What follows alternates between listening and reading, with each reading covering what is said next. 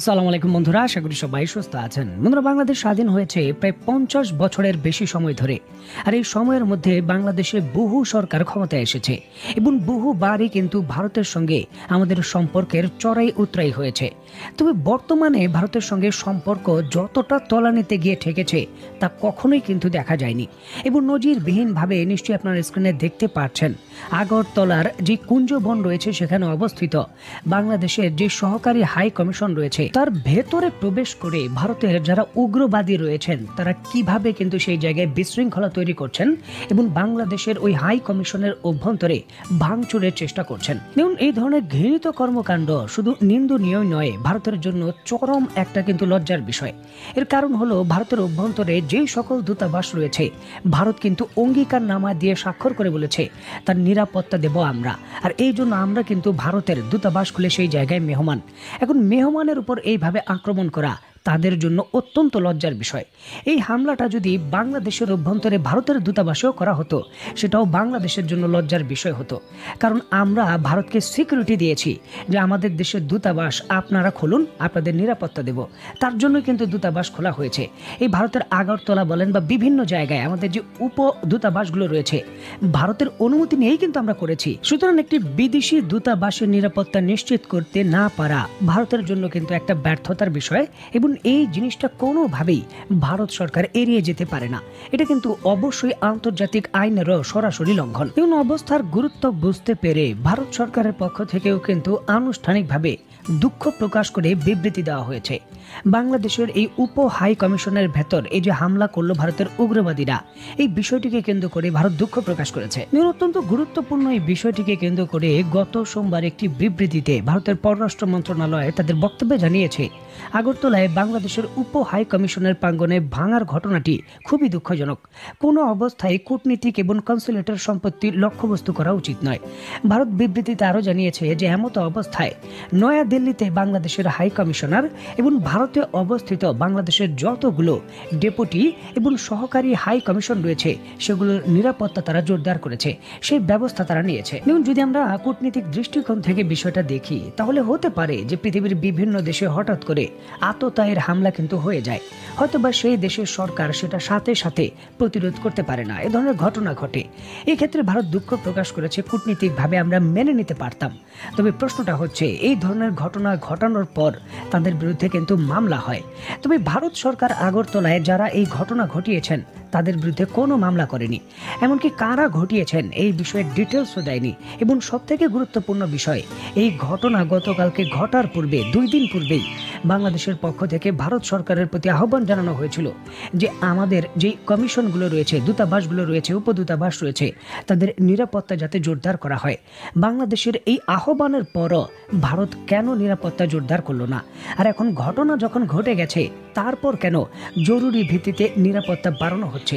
তাহলে ভারত কি নিজেই চাচ্ছিল যে এই ধরনের ঘটনা ঘটুক? বিষয়টা হলো যে ভারতের কূটনীতিক শিষ্টাচার বহির্ভূত বিভিন্ন আচরণ ভারত বাংলাদেশের প্রেক্ষাপটে এই জন্যই করতে পারে কারণ ভারতের যে সক্ষমতা রয়েছে বাংলাদেশের সেই সক্ষমতা নেই।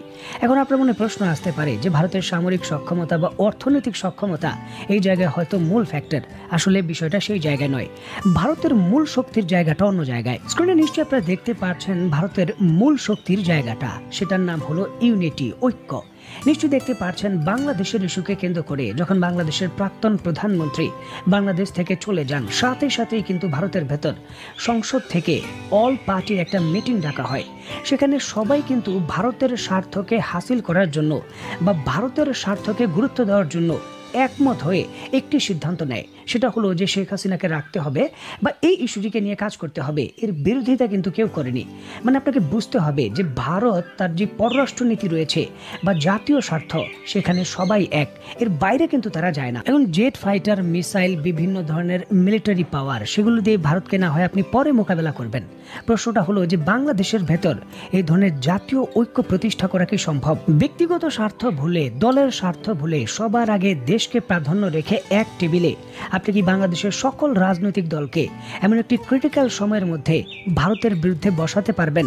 শক্তিশালী সিদ্ধান্ত নেওয়ার জন্য ভারতের সঙ্গে যুদ্ধ করবেন তো পরের হিসাব, আমরা যুদ্ধ করব পরের হিসাব। প্রাথমিক পর্যায়েও কি আপনি বসাতে পারবেন? এই যে একটা ঘটনা ঘটলো, দূতাবাসে আক্রমণ, আপনি যদি চেক করে দেখেন বাংলাদেশের কয়টা রাজনৈতিক দল সরাসরি ভারতের বিরুদ্ধে স্টেটমেন্ট দিয়েছে, যদি আপনি পরিষ্কারভাবে দেখেন বুঝতে পারবেন।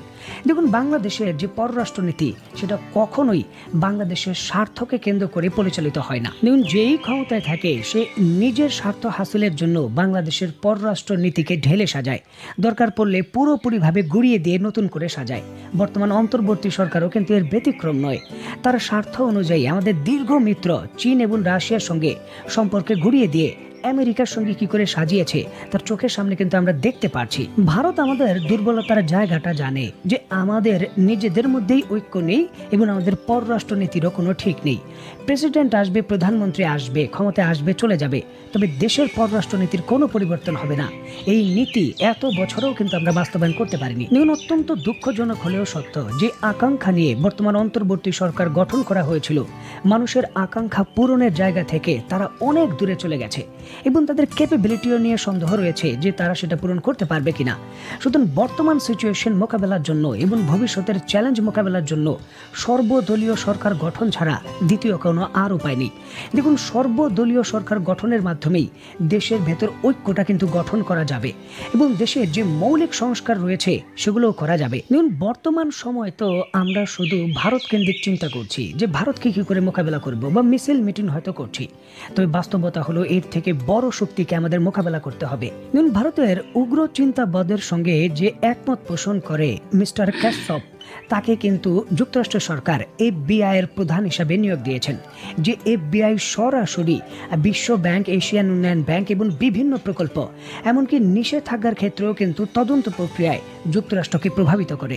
পরিস্থিতিগুলো আগের হিসাবে বিবেচনা করলে হবে না। বর্তমান পরিস্থিতিতে জাতীয় ঐক্যের আর কোনো বিকল্প নেই। নিজেরা নিজেদের শত্রু হিসাবে বিবেচনা করলে নিজেরাই ক্ষতিগ্রস্ত হব। জাতীয় ঐক্যের প্রয়োজন, আর এর জন্য দরকার জাতীয় ঐক্যের সরকার।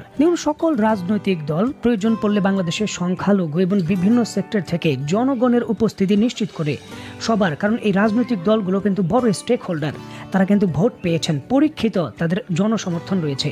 সুতরাং তাদের উপস্থিতি নিশ্চিত থাকতে হবে। একটা রাজনৈতিক ঐক্যের সরকার তৈরি করে মৌলিক যে সংস্কারগুলো দরকার, যাতে ভবিষ্যতে আমাদের প্রজন্মদের এই ধরনের লড়াই আর না করতে হয়, নিজেদের মধ্যে নিজেদের লড়াই করতে না হয়। লড়াই করতে হলে হতে পারে অন্যের সঙ্গে লড়াই করব, তার পরিস্থিতি কিন্তু তৈরি করতে হবে।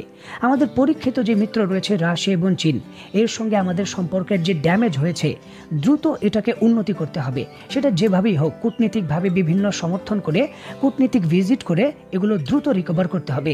কারণ এই দুইটি দেশ বাংলাদেশের প্রেক্ষাপটে খুবই গুরুত্বপূর্ণ হতে চলেছে। তো বন্ধুরা, অত্যন্ত গুরুত্বপূর্ণ এই বিষয়টিকে কেন্দ্র করে আপনি ব্যক্তিগতভাবে কি মনে করছেন তা অবশ্যই কমেন্ট বক্সে লিখবেন। তো বন্ধুরা, আজকের মতো বিদায়। নতুন কোনো ভিডিও নিয়ে আবার দেখা হবে। সেই পর্যন্ত সবাই ভালো থাকবেন, সুস্থ থাকবেন।